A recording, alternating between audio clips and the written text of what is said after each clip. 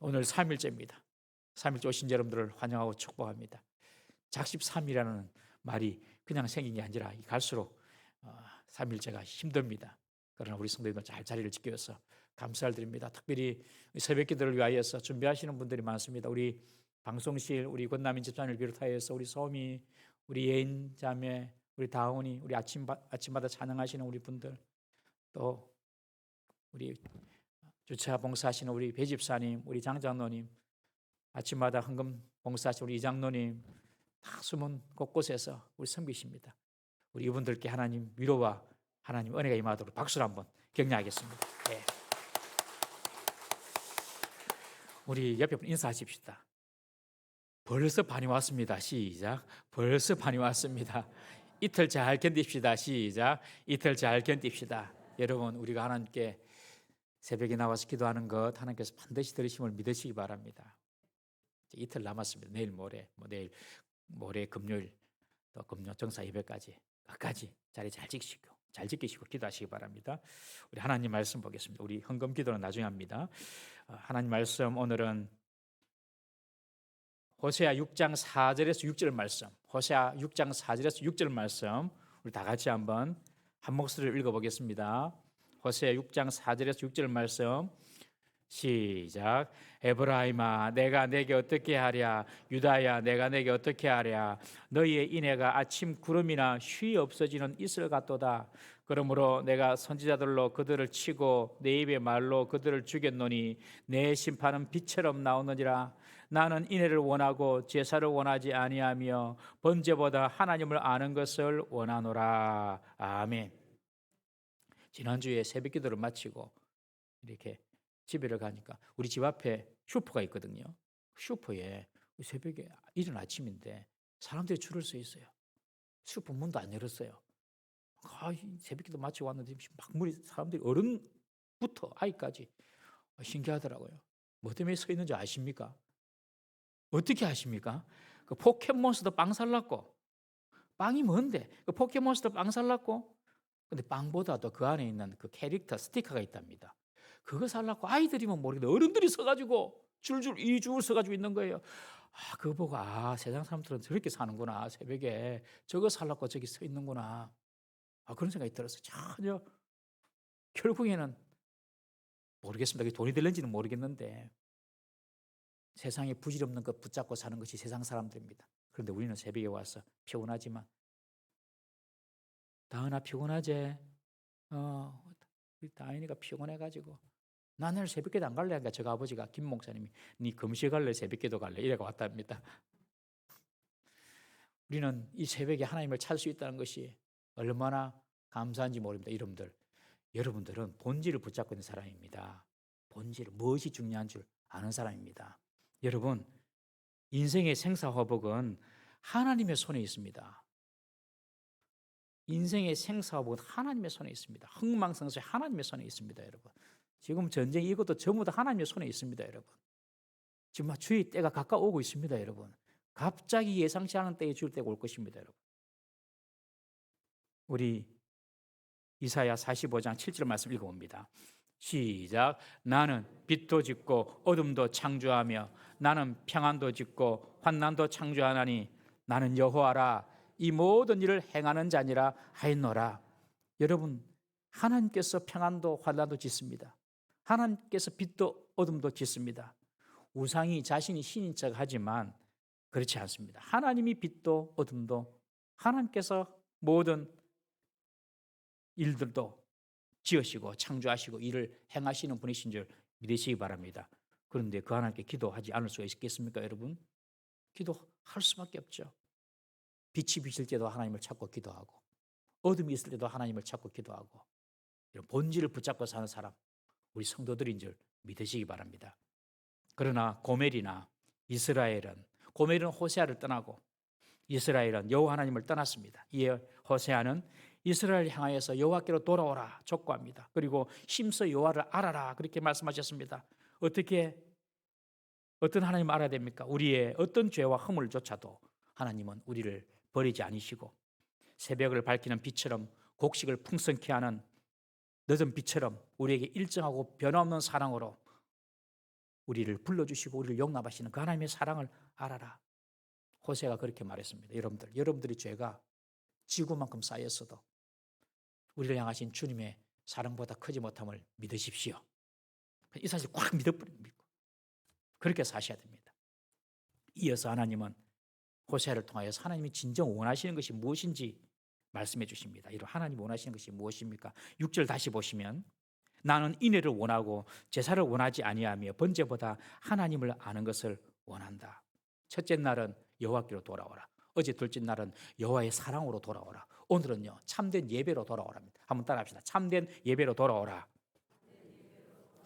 여러분, 하나님이 원하시는 제사, 하나님께서 원하시는 예배 드려야 되잖아요. 그런데 하나님은 어떤 제사, 어떤 예배를 원하시냐면 인의 사랑이 있는 예배를 원하신다. 그렇게 말씀하십니다. 제물을 태워서 드리는 번제보다도 하나님의 마음을 아는 것을 하나님은 원하신다. 이렇게 말합니다. 여러분, 이 말은 제사를 드리지 말라는 말이 아닙니다. 여러분, 이스라엘 사람들은 제사를 하나의 의식적인 행위로만 생각을 하고 하나님께 제사를 드린 것입니다. 참된 신앙이 없이 기계적으로 의식적으로 제사 행위를 하나님께 드렸습니다. 그런데 하나님은 그런 기계적인 예배 내가 받지 않겠다는 것입니다.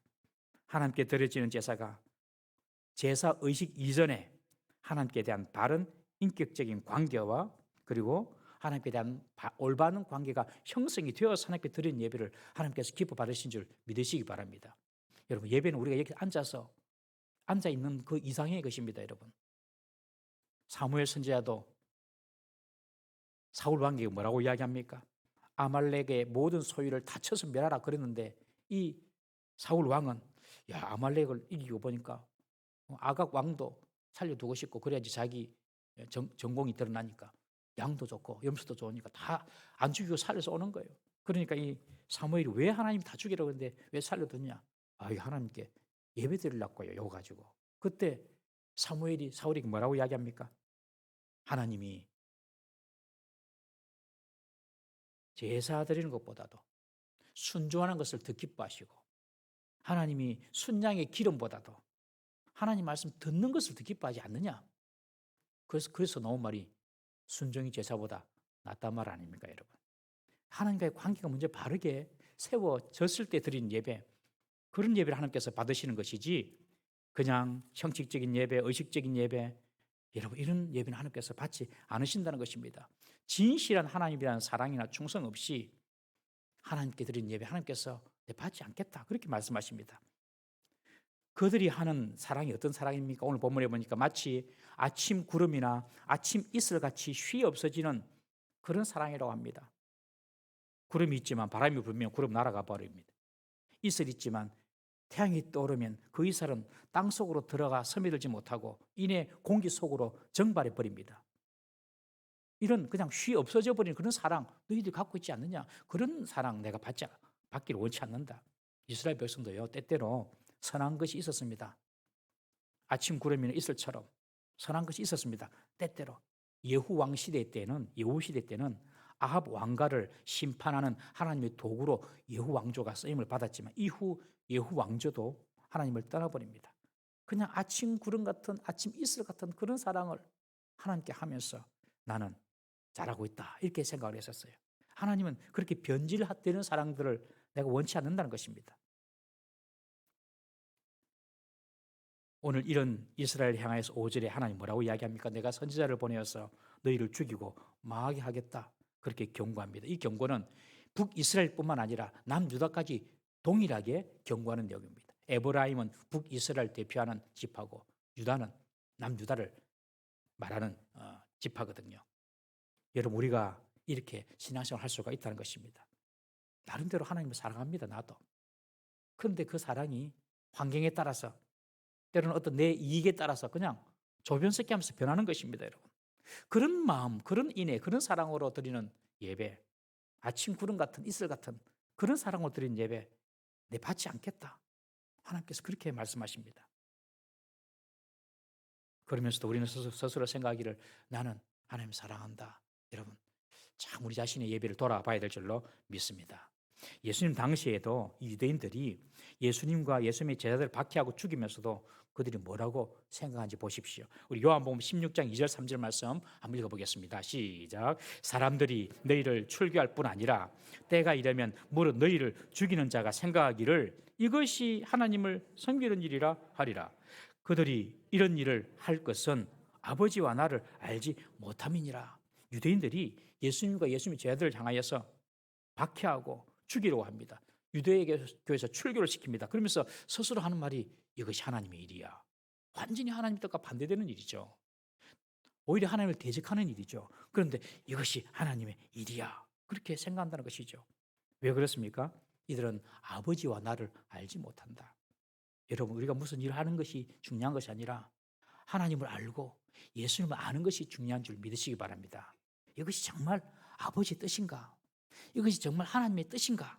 이것을 아는 것이 여러분들 중요한 것입니다. 그렇지 아니하면 스스로 자기 생각대로 하면서 이것은 하나님의 뜻이야 라고 착각한다는 것이죠.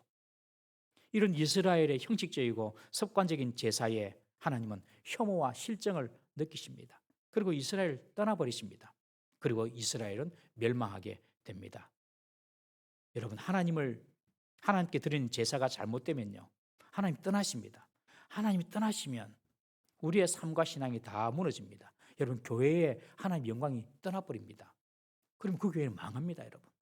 가정에 하나님의 영광이 떠나버립니다, 가정에서. 그럼 그 가정은 그냥 지옥이 되는 것입니다. 우리 직장 사업에 하나님의 영광이 떠나버리면 망하는 것입니다, 여러분. 북이스라엘의 그런 형식적인 그런 제사, 아침 이슬 같은 구름 같은 그런 사랑을 가지고 하나님께 드리는 예배, 하나님께서 이제는 못 받겠다. 하나님의 영광이 떠나버립니다. 그러니 북이스라엘이 멸망한 것입니다. 여러분, 하나님의 영광을 붙잡아야 될 줄로 믿습니다. 교회도 가정도 내 인생도 하나님의 영광이 머물도록, 하나님의 은혜가 머물도록, 하나님의 은총이 머물도록, 하나님의 긍휼이 머물도록 주여 주의 은혜와 긍휼이 떠나지 마옵소서. 여러분, 그런 기도를 우리가 드릴 수 있어야 하는 것입니다. 오늘날 우리의 예배가 어떻습니까? 우리의 예배가 무너지고 형식화되면 하나님이 우리 가운데서 떠나십니다, 여러분. 내 개인의 삶의 예배가 무너지면 하나님 내 개인의 인생에서 떠나시는 것입니다. 그러면 우리의 삶도 무너집니다. 예배를 통해서 우리가 은혜를 받고 힘을 공급받아야 하는데 잘못된 예배를 드림으로 은혜의 통로가 다 막혀버리는 것입니다, 여러분. 오늘 이 말씀을 통해서 하나님이 진정 원하시는 예배가 어떤 예배인지 한번 살펴보고자 합니다. 첫째로 자막 한번 띄워주십시오. 한번 읽어봅시다. 시작. 우상을 겸해서 드리는 예배는 안 됩니다. 이스라엘 백성들은요, 하나님을 섬깁니다. 하나님을 버리지 않았습니다. 그러나 바알과 아세라 우상도 동시에 섬겼습니다. 이스라엘의 예배는요, 혼합주의적인 예배였습니다. 하나님도 섬기고 바알도 섬기고 우상도 섬기고, 우리 집에 내 처도 두고 큰 방에 내 처도 주고 작은 방에는 애인 주고 애인 두고 이렇게 사는 겁니다. 그거 잘못된 것이죠, 여러분. 하나님도 섬기고 바알도 섬기고 아세라도 섬기고 혼합주의 신앙, 하나님께서 원하지 않는다는 것입니다. 여러분, 오늘날 우리 성도들은 하나님을 부인하지는 않습니다. 그러나 하나님과 동등한 자리에 뭔가 두고 살고 섬기지는 않습니까, 여러분? 돈이 될 수도 있고 어떤 대상 사람이 될 수 있고 또 나의 명예, 나의 쾌락이 하나님과 같은 자리에 서서 어떨 때는 하나님보다 더 힘을 발휘하는 것입니다, 여러분. 여러분, 조심스럽게 제가 여쭤볼게요. 여러분, 이사를 할 때에 무엇을 생각하시나요? 이사를 할 때에 교회와 좀 가까워지고 교회 예배 드리는데 좀 지장이 없으면 좋겠는데 이런 생각 하시죠? 우리는. 예, 아멘. 조금이라도 하셔야 됩니다. 이 교회 근처가 비싸가지고 쉽게 올 수는 없는 것 같아요. 그렇게 말씀하시더라고요. 그렇지만 이사를 할 때에도 이것이 하나님 뜻인가? 내가 예배 드리는데 좀 방해가 또 혹은 너무 좀 멀어지는 것은 아닌가? 여러분, 꼭 생각하시는 사람이 돈보다 내 편리보다도 하나님을 먼저 생각하는 사람입니다. 무조건 돈 되는 데만 찾아가는 것은 여러분, 하나님보다 돈이 우상입니다. 우리 젊은이들 연애하고 배우자 만날 때에 내가 그 사람을 만나서 결혼하면 하나님과의 관계는 어떻게 될 것인가? 좀 더 하나님께 가까이 나갈 수 있겠는가? 여러분, 이런 생각을 하시죠? 그걸 당연히 하셔야 됩니다. 그렇지 아니하면 그 대상이 우상이 되는 것입니다. 여러분, 교회 오면 제일 먼저 누가 보입니까? 목사가 보입니까? 그러면 안 됩니다. 하나님이 보이셔야 됩니다. 하나님이. 제일 먼저 하나님을 생각하시기를 주의 이름으로 축원합니다. 우리 봉사하시는 분들도 제일 먼저 하나님 보이셔야 됩니다. 내가 하나님을 위해서, 하나님 나라의 영광을 위해서 내가 이 봉사를 한다. 이런 생각을 가지고 계셔야 됩니다. 한 20, 30년 전에는 찬양할 때 손 들고 이렇게 찬양하시 참 생소하고 낯설었어요. 제가 부목사로 있을 때에 한 권사님이 계시는데 이 권사님은 순복음교회에서 오셨습니다. 찬양하는데 손을 다 들고 찬양합니다. 너무 은혜롭게 찬양하시는데 남편은 그 정도 스타일이 그런 스타일이 아니었어요. 권사님 손 들고 찬양하면 항상 손을 끄덕하고 땡깁니다. 항상. 뭐하노? 제가 앞에서 보면은 너무 티격태격하세요. 두 분 다 좋은 분이세요. 남자 이 사람도 좋은 분이고 권사님도 좋은 분인데 찬양할 때만 보면 권사님은 손 올려는데 자꾸 끄집어 내려서 이게 보여요.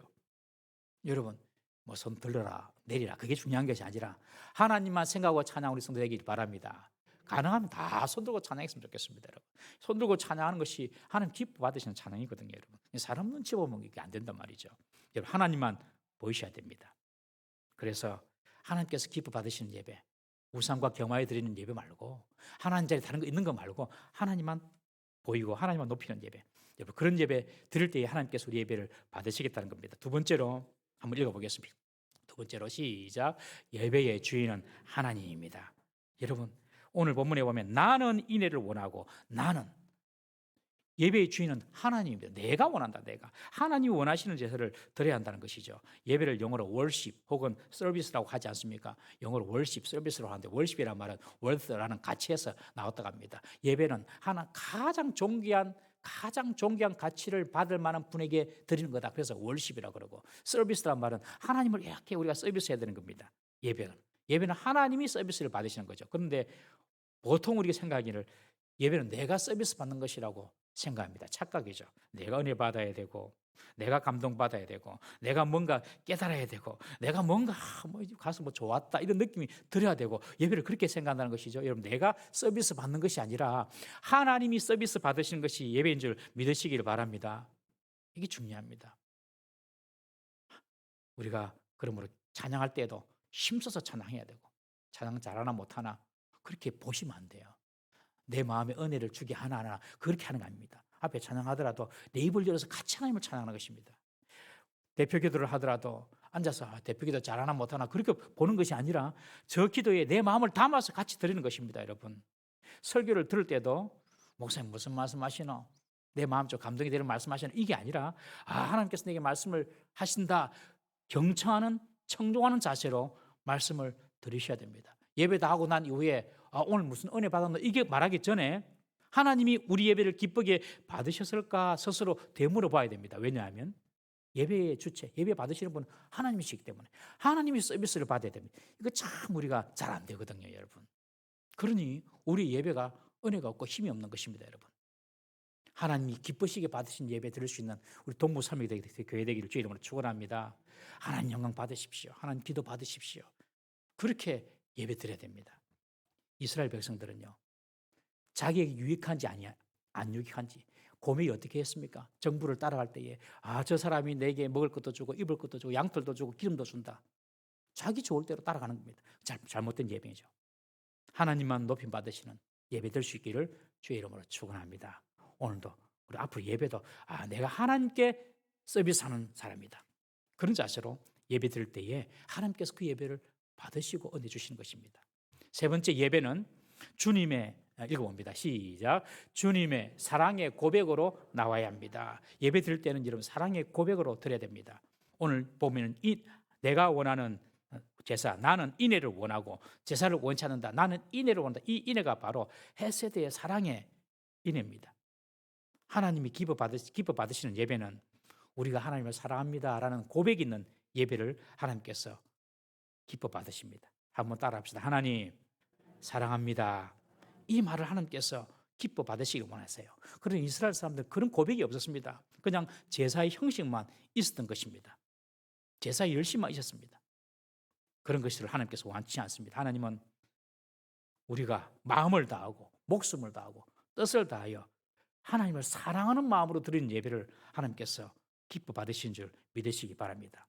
베드로에게 예수님께서 물으신 말도 동일한 말 3번 물으셨죠. 네가 나를 사랑하느냐? 여러분 우리가 주님의 전에 나올 때마다 하나님 사랑합니다. 이런 고백하면서 나오시기 바랍니다. 핸들대를 잡을 때 올 때 하나님 사랑합니다. 버스에 타고 올 때도 하나님 사랑합니다. 하나님께 예배드리게 해주셔서 감사합니다. 항상 입을 열어서 한번 그렇게 해보세요. 저도 설교 준비하면서 해봤거든요. 달라져요. 교회 오는 시간들이. 교회 오는 마음가짐이 달라지더라고요. 여러분들 차 타고 올 때, 예배 올 때에 하나님 사랑합니다. 하나님 사랑하는 고백 받고 싶죠? 하나님 사랑합니다. 부족하지만 내가 사랑합니다. 부족하지만 하나님 보시기에 아침 이슬 같고 구름 같은 사랑이라도 그래도 주님 사랑합니다. 이런 마음을 고백하고 나오면요. 예배가 달라지고 우리 마음가짐이 달라집니다. 하나님은 그런 사랑을 받으시는 줄 믿으시기를 바랍니다. 네 번째 읽어보겠습니다. 네 번째 시작.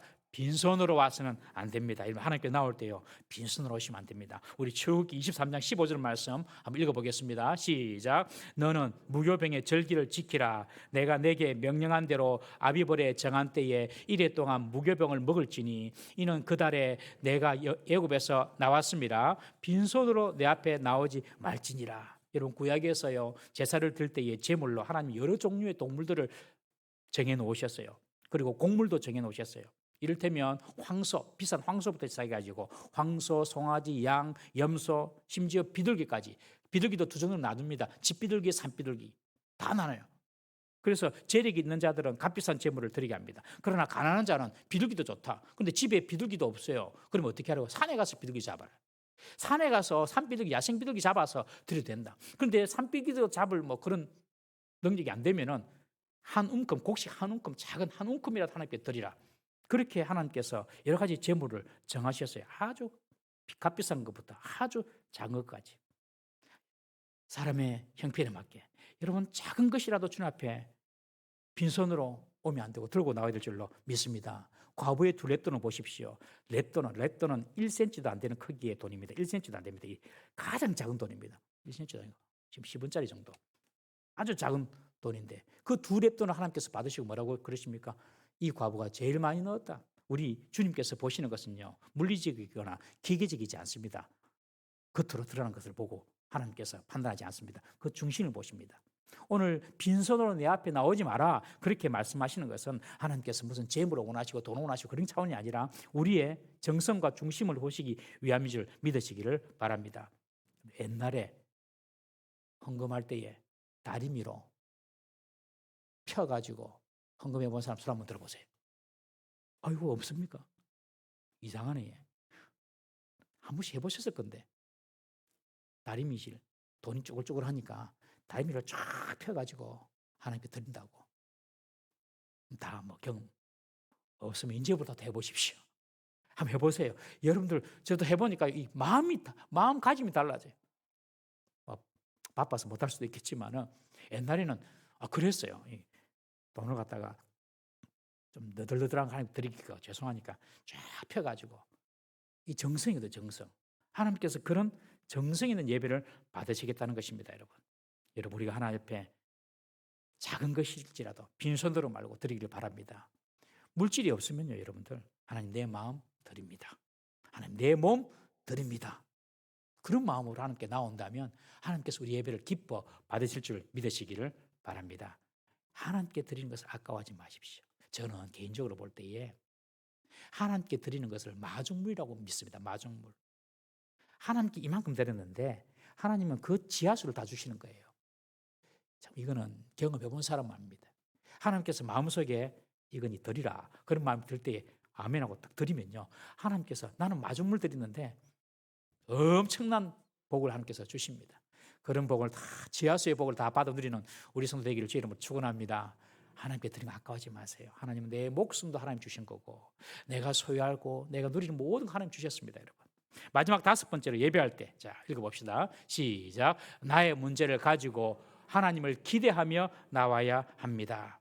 여러분 예수님은 수고하고 무거운 짐이 자들아 다 내게 오라 그렇게 말씀하셨습니다. 여러분 인생에 무거운 짐이 있으면 그것을 그냥 가지고 슬퍼하고 그냥 그것을 안고 있으면 안 됩니다. 주님께로 나와야 됩니다. 그리고 그 문제 중에 하나님께서 말씀하시고 역사하시고 하나님께서 응답하실 것을 기대함으로 나와야 됩니다. 우리 히브리서 10장 38절 39절 말씀 한번 읽어보겠습니다. 시작. 나의 의인은 믿음으로 말미암아 살리라. 또한 뒤로 물러가면 내 마음이 그를 기뻐하지 아니하리라 하셨느니라. 우리는 뒤로 물러가 멸망할 자가 아니요 오직 영혼을 구원함에 이르는 믿음을 가진 자니라. 문제가 있을 때 그냥 뒤에 물러가지고 이렇게 잊지 말라는 것입니다. 하나님께 그 문제를 가지고 나와야 됩니다. 그리고 하나님은 우리의 문제를 해결해 주실 것이라는 그런 기대를 가지고 예배에 나와야 됩니다. 영국의 기독교 작가 C.S. 루이스는 고난의 이유에 대해서 이렇게 말합니다. 고난이 있는 것은 대부분의 사람들이 큰 일을 당하기 전까지 하나님의 음성에 대해서 무관심하기 때문에 그렇다. 고난은 이런 인생을 향하여 하나님의 뜻을 전달하는 확성기다. 여러분, 고난은 그냥 단순한 고난이 아닙니다. 그 고난을 통하여서 하나님께서 주시고자 하는 메시지겠다는 사실을 꼭 기억하십시오.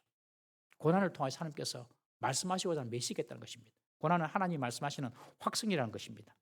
여러분, 그러므로 우리가 고난이 있을 때 그 고난을 가지고 하나님께 나와야 됩니다. 하나님께 나와서 그 문제를 가지고 기도할 때에 하나님께서 말씀으로 또 예배 중에 찬양 가운데 기도 중에 응답해 주시는 것입니다. 문제만 가지고 나올 것이 아니라 하나님에 대한 기대를 가지고 나와야 됩니다. 하나님이 내 문제를 해결해 줄 것이다. 그런데 습관적이고 형식적인 예배를 드리면 이것이 안 됩니다. 무슨 말이냐? 습관적이고 형식적인 예배를 드리는 사람은 자신의 고통, 자신의 고민 이것을 잘 인식하지 못합니다. 고통을 느끼면서도 이 고통을 하나님께 내가 가져가야 되겠다 이렇게 인식하지 못한다는 것입니다. 고통을 당하면서도 이 문제를 하나님께 드려서 하나님께서 이 문제를 해결해 주실 것이다라는 그런 기대를 못하는 것입니다.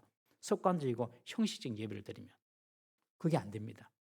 아버지의 재산을 다 말아먹은 탕자가 돼지가 먹는 주연 열매도 못 먹는 자신의 비천한 처지를 어떻게 합니까? 먼저 인식하죠. 인식하고 그 자신의 문제를 어떻게 합니까? 내가 아버지께로 가져가야 되겠다. 아버지 집에는 하인들도 배불리 먹는데 나를 품꾼의 하나로 써달라 해야 되겠다. 그러면 아버지는 먹을 것은 주지 않겠느냐? 기대하는 것입니다. 자신의 문제를 인식하고 하나님을 기대하는 것입니다. 딸이 귀신 들려서 죽어가는 그 가난한 여인, 수로보니게 그 이방 여인은 주인의 밥상에서 떨어지는 개와 같다는 자신의 처지를 먼저 인식했습니다. 그대로 인식하고 그 인식으로 머문 것이 아니라 그 인식을 가지고 개들이 먹는 부스러기 하나라도 내가 건져보겠다라는 심령으로 그런 기대로 예수님께 나아가죠. 여러분, 이것이 하나님께 진정으로 드린 예배자의 자세입니다. 고통이 있습니다. 고난이 있습니다. 고통받고 고난당하고 고통은 당하면서도 내가 이런 문제가 있구나 인식을 가지고 하나님 앞에 기대를 가지고 나아가지 못합니다. 형식적인 예배를 드리는 사람은. 그러나 하나님과 인격적인 예배를 드리는 사람은 내 문제가 있구나. 이 문제를 해결할 분은 하나님이시다 하고 하나님께 기대하며 나아갈 수가 있는 것입니다.